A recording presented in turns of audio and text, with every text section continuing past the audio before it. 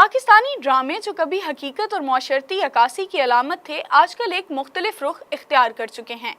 आजकल जब भी टीवी ऑन करें तो स्क्रीन पर चालाक, लालची और बेवफा खवातीन के किरदार नजर आएंगे। ये किरदार न सिर्फ हकीकत से दूर होते हैं बल्कि हमारे माशरती तासुर को भी मनफी बना रहे हैं। माजी में पीटीवी के दौर के ड्रामे जो हकीकत और माशरती मसाइल की अक्कासी करते थे, आज के ड्रामों से बिल्कुल मुख्तलिफ थे। वो किरदार इतने हकीकी लगते थे कि नाज़रीन खुद को उनमें देखते थे।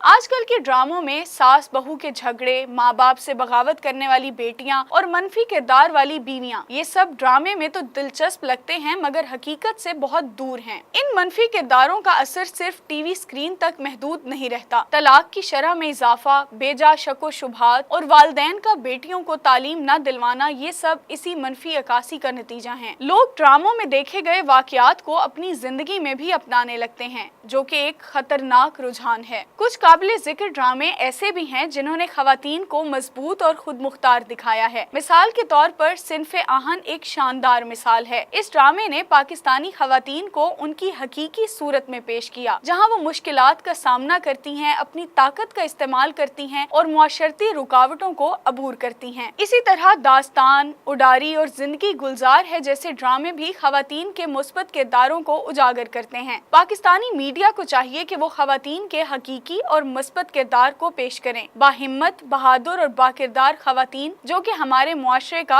असल चेहरा हैं।